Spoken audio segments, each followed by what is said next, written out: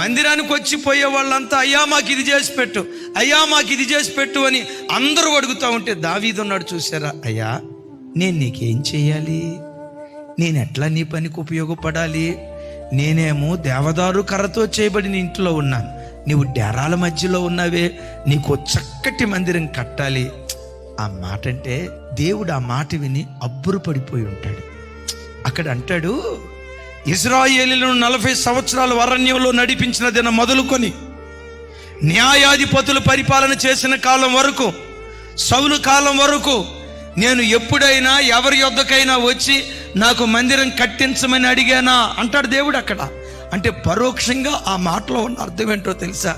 ఎవ్వరికి రాని ఆలోచన నీకు వచ్చింది దావీదా, నా మనసు గెలుచుకున్నావు దావీదా. నా ఇల్లు కట్టాలనుకున్నావే, నీ ఇంటిని నేను కడతా. నీ ఇంటినే కాదు, నీ పిల్లలను నేను కడతా. భూమి ఆకాశాలు నిలిచి ఉన్నంత కాలం యెరూషలేము నిలిచి ఉంటుంది. యెరూషలేములో నీ సింహాసనం నిలిచి ఉంటుంది. ఆ సింహాసనం మీద నీ పిల్లలు రాజులుగా ఉండి పరిపాలన చేయటం ప్రారంభం.